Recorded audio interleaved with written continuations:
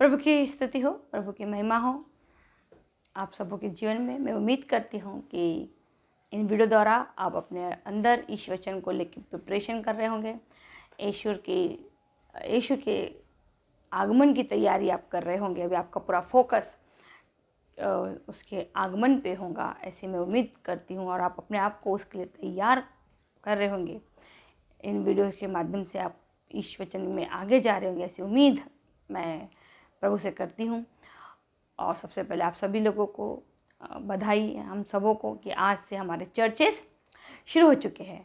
तब हम सब फिर से एक बार प्रभु यीशु की स्तुति, आराधना और महिमा कलीसिया के साथ कर सकते हैं। अब तक हम पर्सनल प्रेयर कर रहे थे, फैमिली प्रेयर कर रहे थे, लेकिन सबसे महत्वपूर्ण पार्ट है जिसके लिए बाइबल में विशेष दिया गया है, वो है कलीसिया। आप अगर न्यू टेस्टमनी में प्रकाशना ग्रंथ के बाद अपना 4 गॉस्पेल के बाद अगर पढ़ोगे तो पूरी तरीके से कलीसिया का जिक्र किया गया है। और अब हम सब कलीसिया में रूपांतरित अगर हो चुके हैं, तो अब कलीसिया के साथ मिलके ईश्वर की स्तुति आराधना करना कितना ज़रूरी है ये आपको समझ में आ जाएगा यदि आप बाइबल को डीपली पढ़ोगे। तो सबसे पहले आप सबों को बहुत बहुत मुबारक कि हम सबों के लिए एक बार फिर से प्रभु ईश्वर के पवित्र चर्च का दरवाज़ा खुल चुका है, ताकि उसके लोग उसकी स्तुति आराधना मिल के एक साथ कर सके। इन वीडियो को बहुतायत में एक दूसरे से शेयर कीजिए और सबको एक दूसरे से कहिए कि इसको सब्सक्राइब करें और सबके सब इससे आशीषित हो। ऐसी मैं दुआ प्रभु यीशु से करती हूँ कि इन वीडियो के माध्यम से बहुत सी चीज़ें जो डाउट्स आप लोगों के दिल में होंगे, जो अब तक शायद मे भी नहीं क्लियर हो पाए होंगे, वो हुए होंगे। बाइबल की स्टडी कैसी करनी है मैंने ये आपको एक बताया, तो हो सकता है आप लोगों ने अगर उसमें भी अमल किया होगा तो भी एक अच्छी सीख हमको मिली होगी। और ये एक दिन में नहीं होगा, आपको रोज़ टेलीकास्ट करना पड़ेगा। कभी कभी होता है हम सब इंसान बहुत अच्छे आचरण करते हैं, बहुत अच्छा परफेक्ट हमारा नेचर रहता है, उसके बाद भी कुछ ना कुछ कमियां हमारे जीवन में रह जाती है। तो उन कमियों को अपना क्रूस समझ के हमें क्या होता है लेना है, उसे बर्दाश्त करना है। और सबसे बड़ी बात, हमें सिर्फ और सिर्फ ईश्वर के सामने ईमानदार बने रहना है। लोगों को खुश करने के लिए हमें कुछ भी नहीं करना है, ना तो फादरों को ना सिस्टर को, सब ना फरीसी शास्त्री को खुश करने के लिए नहीं करना है। हमारे को जो कुछ भी करना है हमारे ईश्वर को खुश करने के लिए हमको अपना आचरण करना है, क्योंकि हमारा न्याय करने वाला एकलता एक यीशु मसीह है। हमारी आत्मा उसके सामने खड़ी होने वाली है, हमारी आत्मा का न्याय उसके द्वारा होने वाला है। और हम सबको एक अनंत जीवन मिला है, ये बहुत बड़ी बात है। प्रभु ने अनंत जीवन की तुलना की है, लोगों से कहा है। एक सिंपल एग्जाम्पल प्रभु ने वचन दिया है कि सुई से उठ कर निकल के जाना आसान है। मतलब ज़रा सोचिए कि स्वर्ग का राज्य कितना बड़ा चीज़, यानी कितनी बड़ी जगह पे हम जाने की कल्पना करते हैं या हम डायलॉग में बोलते हैं। इतना आसान वो स्वर्ग का राज्य हमें नहीं मिलने वाला, बिना किसी क्रूस उठाए, बिना कोई तकलीफ उठाए या दूसरों पे दोष लगा के उन पे क्लेम करके हमको स्वर्ग का राज्य नहीं मिलने वाला है। हमको हमारे ही अच्छाइयों से, हमारे ही नेकनामी से स्वर्ग का राज्य मिलने वाला है। दूसरा, जिंदगी में उतार चढ़ाव सदैव आते रहेंगे, कमियां सदैव रहेंगी, लेकिन जो व्यक्ति अंत तक यीशु के नाम में आनंदित रहेगा उसके पास वो जीवन का मुकुट आएगा। क्योंकि प्रेरित लोग किसके नाम में आनंदित रहते थे? वो यीशु के नाम में आनंदित रहते थे। तकलीफ उनके जीवन में भी थी, हमारी तकलीफ तो शायद कुछ भी नहीं है, उनकी तकलीफ इतनी थी। यहाँ से भाग रहे थे, वहाँ से भाग रहे थे, कभी कोई राजा मारता, कोई सैनिक पकड़ लेता, कभी लोग विद्रोह करते, कभी गोटे का पथराव होता, कभी ना कितनी तकलीफ है। आप अगर बाइबल पढ़ोगे तो पता है इतनी तकलीफों के बाद हमको मिला है। तो उन्होंने तो बहुत भयानक क्रूस उठाया यीशु के साथ मिल के हमारे लिए।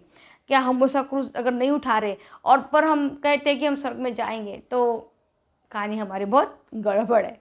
इसलिए सोचिए कि एक बहुत ही प्रभु ने सिंपल सा एग्जाम्पल दिया, वो तो दिया धनी के लिए, लेकिन उसने जो एग्जाम्पल दिया उस पर गौर करना कि उसने कहा कि सुई के इसमें से एक ऊँट का निकल के जाना आसान है, लेकिन मतलब स्वर्ग का राज्य पाना इज़ नॉट जोक, और ना ये कोई डायलॉग बाजी नहीं है, ये बहुत बड़ी बात है। और इसके लिए हमें सचमुच में आध्यात्मिक तैयारी करनी पड़ेगी, अपने आप को भी, अपने बच्चों को भी, अपने परिवारों को भी। कोशिश करना हमारे काम है। कौन सुनता नहीं सुनता, कौन उसे मानेगा, उसका वो, क्योंकि सबका न्याय करता, हम सब उसके बच्चे हैं, हमारे बच्चे भी उसके बच्चे, हम भी उसी के बच्चे हैं, तो उसका भी न्याय प्रभु करने वाला है। तो आप उनके हाथों में उसको दे दीजिए। चलिए, फिर एक बार कहती हूँ, प्रभु को बहुत धन्यवाद देती हूँ कि इन वीडियोस को इस तरीके से आप लोग देख रहे हैं, इससे शेयर कर रहे हैं, बहुत बहुत धन्यवाद। चलिए, आज के टॉपिक में मैं चलती हूँ। उससे पहले आप सभी ने मत्ती, मरकुस, लूक, यूहन्ना, ये चारों भी गॉस्पेल पढ़े होंगे। इन चारों गॉस्पेल में लगभग बहुत सी चीज़ें समान पाई गई। सब कुछ समान नहीं, लेकिन बहुत सी चीज़ें समान पाई, क्योंकि चार लोगों ने चार नज़रिए से गॉस्पेल को लिखा है। मत्ती, मरकुस, लूका, यूहन्ना, सबका अपना अपना। अगर आप प्रस्तावना में जाओगे, बाइबल की शुरुआत में जाओगे, इनको पढ़ने से पहले प्रस्तावना में, तब आपको मालूम पड़ जाएगा कि चार गॉस्पेल चारों का किस नज़रिए से लिखी गई है करके, और सबकी अलग अलग से वंशावली दी गई है। लेकिन घूम फिर के सार उसका वही है कि जीसस दुनिया में आए थे, उन्होंने उद्धार के लिए, उद्धार का रास्ता हमारे लिए खोल दिया। स्वर्ग से एक शक्ति उतरी थी, जिस शक्ति ने बताया कि मैं तुम्हारे को एक अनंत जीवन देने आया हूँ, यदि तुम भी मेरे समान आचरण करोगे तो जो पिता ने मेरे लिए स्वर्ग में जगह दी है, मेरे बाजू में मैं तुमको जगह दूंगा। अगर नहीं होती जगह तो मैं तुमको क्या करता, बता देता। मैं अपने पिता के पास जा रहा हूँ ताकि तुम्हारे रहने की व्यवस्था मैं कर सकूँ। ये सिंपल सा फंडा मत्ती, मरकुस, लूका, यूहन्ना में है। बस इसके बाद पूरा का पूरा प्रचार जो हुआ है वो यीशु के सुसमाचार का प्रचार है। बाइबल उसको शॉर्टकट करते करते करते आ गया, लेकिन पूरा जो नाम स्टार्टिंग में था वो क्या था, यीशु का सुसमाचार। यीशु ने जो सुसमाचार स्वर्ग से लेकर आया था मनुष्य जाति के लिए, उसका प्रचार प्रेरित लोग कर रहे थे। उद्धार का प्रचार कि हम सबको एक अनंत जीवन है। जिस तरीके से आदम मिट्टी का बना था और वो मिट्टी में मिल गया, वैसे हम भी मिट्टी के हैं और मिट्टी में मिल जाएंगे। लेकिन क्योंकि यीशु स्वर्ग का था और यीशु स्वर्ग से आया था और यीशु अमर है, और क्योंकि अब हम यीशु पे विश्वास करते हैं तो हमें भी मरने के बाद इस तरीके से यीशु अमर है, उसी तरीके का जीवन हमें भी मिलेगा। यही प्रचार प्रेरित लोगों ने पूरे जीवन भर किया और हम सबको भी यही प्रचार करना है। इसके बाद का जो प्रोसीजर है वो सेकंड पार्ट है, पर फर्स्ट पार्ट क्या है, हमें बस इतना ही प्रचार करना है। लोग सुने नहीं सुने उनकी इच्छा, क्योंकि स्वर्ग का राज्य वो भी बहुत ब्रांड चीज़ है। ब्रांड को झेलने की ताकत सबके पास नहीं होती ना, वो कुछ ही लोग उस चीज़ को बैलेंस करते हैं, क्योंकि उसका मेंटेनेंस भी बहुत रहता है। जैसे आप कोई सबसे महंगी से महंगी अगर गाड़ी लेते हो, उसका इंश्योरेंस ही लाखों का हो जाता है। फिर वो अगर कभी टूटी फूटी तो उसका सुधारने में लाखों पैसा चल जाता है। दूसरा, उसका मेंटेनेंस उससे ज़्यादा रहता है, सही है ना। तो ब्रांड चीज़ को हर कोई नहीं लेने वाला है, वही लेगा जो ब्रांड चीज़ को मेंटेन कर सकता है। आप ब्रांड इसलिए नहीं बनते हो कि आप कोई ब्रांड चीज़ खरीदते हो, आप ब्रांड इसलिए बनते हो कि आप उस ब्रांड को मेंटेन करते हो। तो कोई भी व्यक्ति यीशु के करीब जाने का वो ब्रांड चरित्र बोलने से नहीं आएगा, जब उस चरित्र को आप मेंटेन करते हो तब आप ब्रांड कहलाते हो।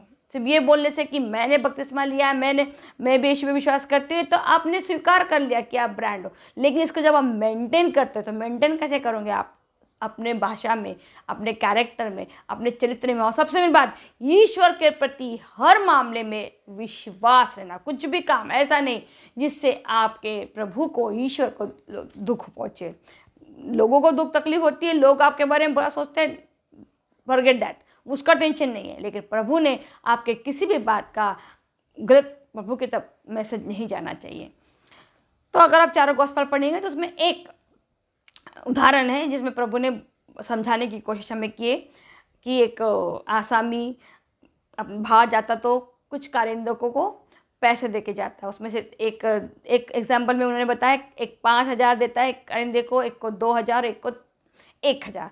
और एक और आप उस सेम एग्जाम्पल पर मैंने समझाया कि कारिंदे को एक एक अशरफिया दे के जाता है। ये एक है, उसमें एक अहिंसक आसामियों का भी दृष्टांत है। ये 3-4 प्रकार के अलग अलग इसमें आसामियों का और कारिंदों का नाम दिया गया है। इसमें स्वर्ग के राज्य कैसा है उसके बारे में भी बताया, पिता का राज्य कैसा होगा ये भी बताया गया। तो ये स्पेशली मैं आज आपको जिस पे बोलने वाली हूँ ये है कि जब आसामी मालक जब गया, उसने 3 लोगों को बुलाया, 3 लोगों को अलग अलग अमाउंट दिया। एक को 5,000, एक को 2,000, एक को 1,000, सही है। और जब आप देखते हो, जब वो 1 साल 2 साल के बाद 3 साल के जब वापस आता वो, और वो उन तीनों को बुलाता, तो आपने देखा होगा पहला वाला आके कहता है कि मैंने 5 का क्या किया है, 10 किया है। और वो बोलते हैं भले सेवक, तुमने अच्छा काम किया है। दूसरा भी आता है, बोलता मैंने 2 का क्या किया है, 4 किया, बोलता भले सेवक तुमने अच्छा काम किया। और पहला आता है जो सबसे आखिर, बोलता है प्रभु मैं जानता था कि आप क्या करते हो, जहाँ आपने नहीं बोया वहाँ से भी काटते हो। मैंने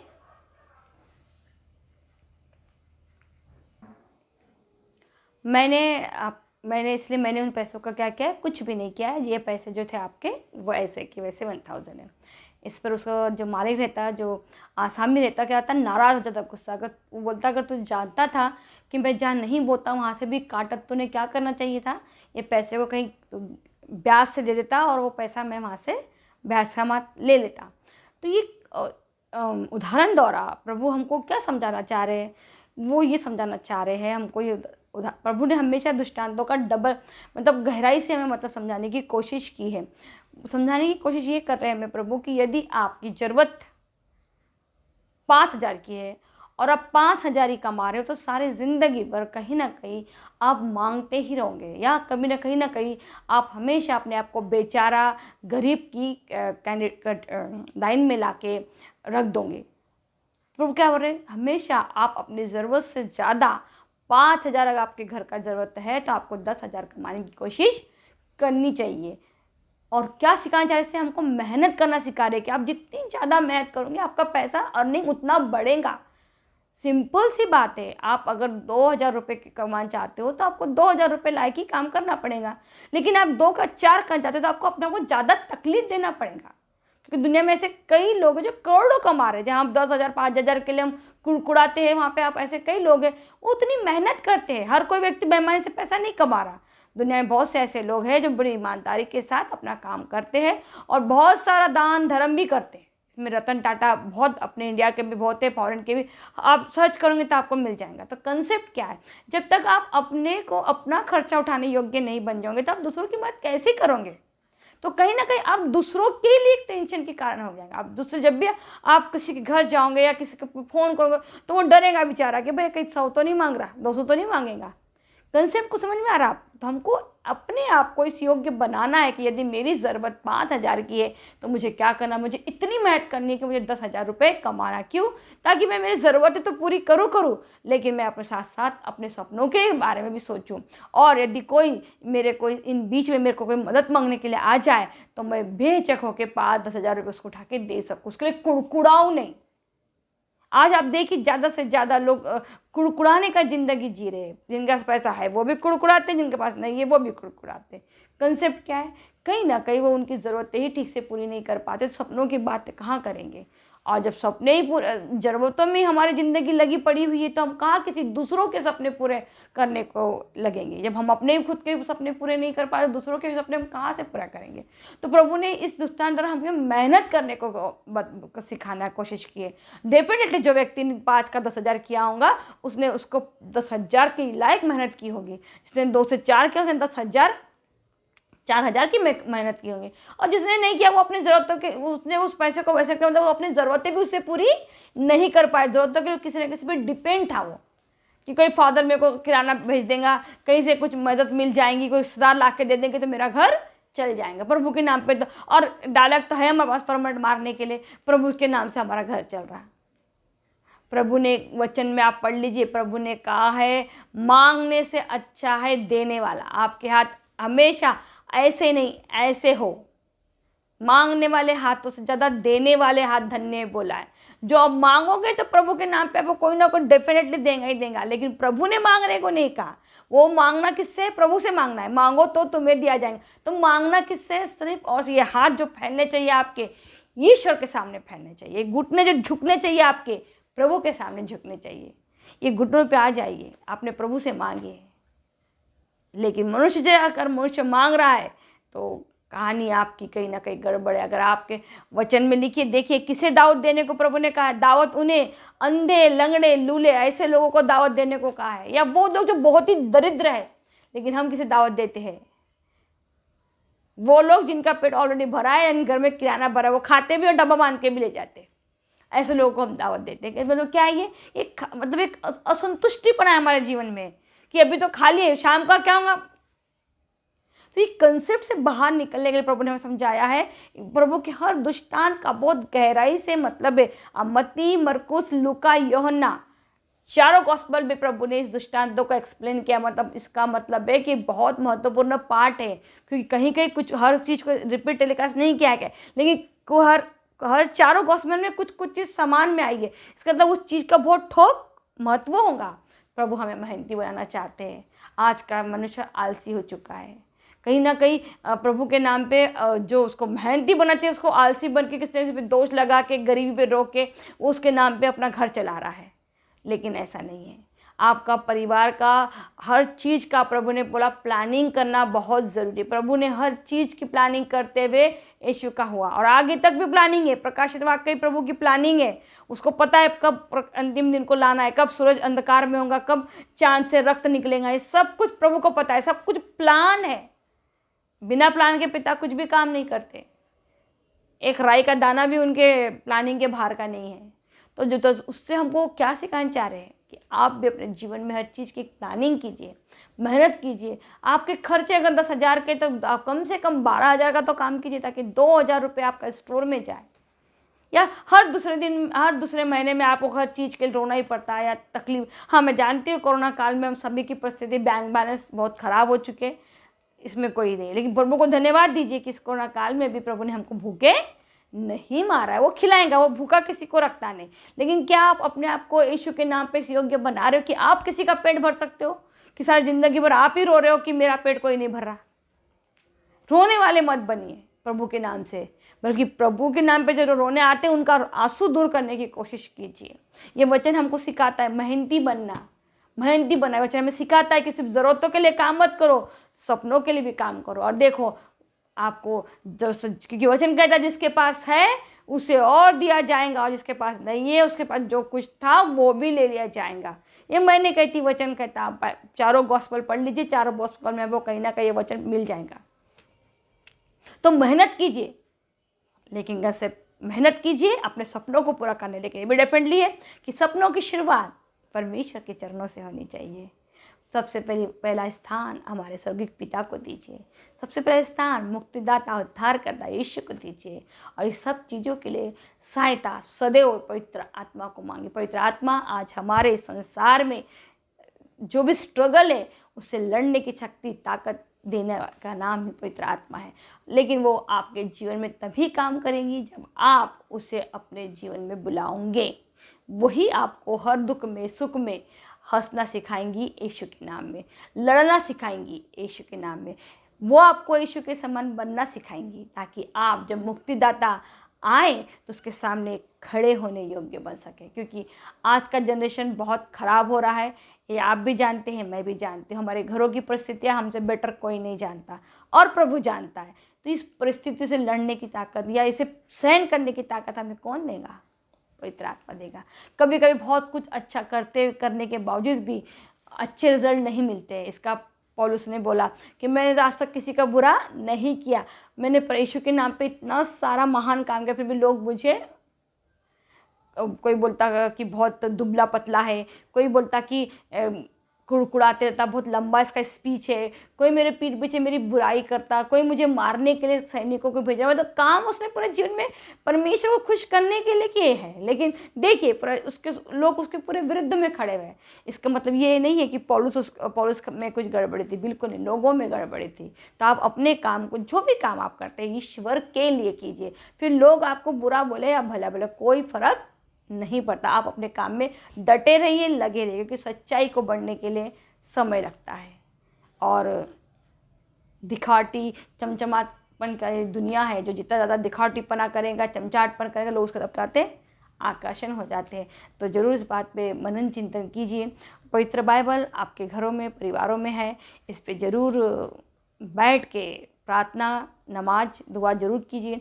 फिर मैं कह रही हूँ, हम सबों को यीशु के दूसरे आगमन का इंतज़ार रहना चाहिए, और वो एक्साइटमेंट हर दिन रहना चाहिए। सुबह जब हम उठते तो यीशु को धन्यवाद देते, प्रभु मैं तेरे आने का इंतज़ार कर रहे हो, प्रभु मुझे इस योग्य बना के जब तू आएगा ना, मैं 100% तेरे सामने रहूँ। प्रभु इस योग्य मुझे बना कि मैं सर उठा के तेरा सामना कर सकूं, क्योंकि हमारा जीवन इतना पापीमय है। मैं सोच रही थी कि क्या हम जब वो सामने आएगा तो सर उठाने योग्य रहेंगे, क्या सीना तान के बोल पाएंगे कि प्रभु हाँ मैं तेरे सामने खड़ सकती, क्योंकि हमारा जीवन ऐसा है। पर वो दयालु पिता है, करुणामयी पिता है, वो हमारे गुनाहों को कब से क्षमा कर दिया है। अब वो चाहता है कि हम धर्मी और पवित्र बने, जैसा कि उसका पुत्र था, जैसा कि वो चाहता था कि हम बने। उसकी कलीसिया तैयार हो जाए, ताकि जब वो लेने आए तो उसे आनंद मिले अपनी कलीसिया को देखे कि जैसा मैंने चाहा था वैसा ही गुणधर्म मेरी कलीसिया में मुझे मिला है। तो बाइबल को जरूर पढ़ना, अपने जीवन में कभी बंद मत कीजिए। मत्ती, मरकुस, लूका, यूहन्ना, ये 4 ही मेन पॉइंट है, मेन सार है हमारे जीवन का। ये यीशु का सुसमाचार है, जिसके बारे में हमें अपने आप को सबसे पहले बताना है और उसके बाद दूसरों को बताना है, क्योंकि ये 4 का ही बाधित बुरी जिंदगी शुरू, क्योंकि पुराना विधान प्रभु ने पूरी तरीके से खत्म कर दिया, समाप्त कर दिया। ये नया विधान, नया नियम है। और नया नियम क्या कहता है कि जैसा मैंने तुमसे प्यार किया वैसे तुम भी क्या करो, एक दूसरे से प्यार करो। बस सिंपल सा है। जैसा मैंने तुमको क्षमा किया तुम भी क्षमा करो। मैंने तुम्हारे सारे पापों का क्या कर दिया है, बलिदान चुका दिया है मैंने। अब तुम क्या करो, अपने आप को पवित्र करते जाओ, अपने आप को धर्मी बनते, ताकि तुम ईश्वर के उस राज्य में प्रवेश पाने योग्य हो सको। ये 4 गॉस्पल मेन है। इसके बाद से फिर प्रेरित चरित्र है, रोमियो के पत्र है, और सबसे आखिर में है प्रकाशित ग्रंथ। ये तो प्रभु का भव्य भव्य भविष्यवाणी है। जिसके समझ में आ गई वो समझ लो, समझ में आ गई तो आ गई, नहीं आई तो वही है। ऐसा नहीं होता, वैसा नहीं, क्योंकि आज हम सबों ने हमारा लाइफ स्टाइल ही अपने धर्म का एक आइकन बना के रख दिया है। बस दूसरा कुछ नहीं। हमारा नाम क्रिश्चियन है क्योंकि हमारा बहुत बड़ा नाम क्रिश्चियन है, क्योंकि हमारे गले में बहुत बड़ी रोजरी है, क्योंकि हमारे घर में हफ्ते में एक बार, महीने में रोज एक प्रार्थना होती है, इसलिए हम क्रिश्चियन हैं। तो मैं आपको बता दूं, प्रभु ना कैथलिक को लेने आने वाला, ना प्रोटेस्टेंट को, ना बिलीवर्स को, वो कलीसिया को लेने आने वाला है। तो आपको चेक करना चाहिए कि कलीसिया में जो गुणधर्म उसने बताया है बाइबल में, वो गुणधर्म आप में, आपके बच्चों में, आपके परिवार में, या मेरे में, मेरे बच्चों में, मेरे परिवार में है या नहीं। अगर नहीं है तो हमें उसकी तैयारी, प्रिपरेशन करना जरूरी है, और उसकी शुरुआत आज से, अभी से ही होती है। चलिए दोस्तों, एक छोटी सी प्रार्थना के द्वारा मैं अपने इस वीडियो को बंद करूंगी।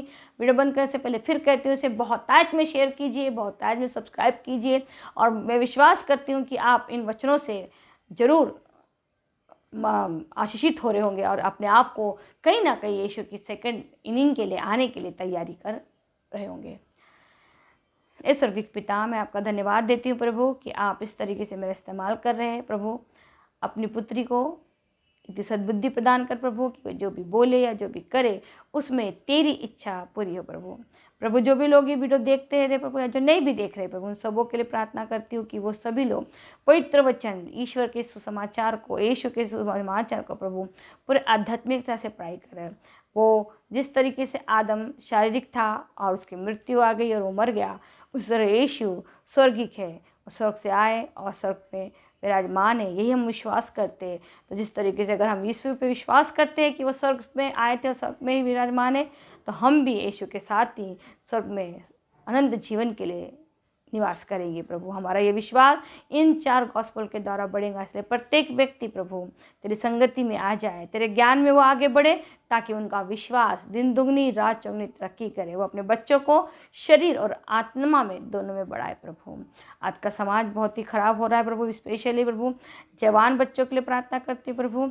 जैसे कि आप जानते हैं, बच्चों का अपने आप पे कंट्रोल नहीं है, आकाशित संसार के और आकाशन हो रहे प्रभु, और वो नहीं जानते कि वो क्या कर रहे हैं और क्या बोल रहे प्रभु। इन सबों के बच्चों को प्रभु तेरे चरणों में सौंपती हूँ और विनती करती हूँ प्रभु कि तू इन्हें सिखा कि किस तरह पवित्र आत्मा इनके जीवन में काम करे, और इनके जीवन जो ये गंदगी में बिता रहे प्रभु, ये पवित्रता में बिताए प्रभु। सारे बच्चों को तेरे चरणों में सौंपती हूँ और विनती करती हूँ प्रभु कि तू अपनी कृपा, अपनी दया इन बच्चों पर रखेगा।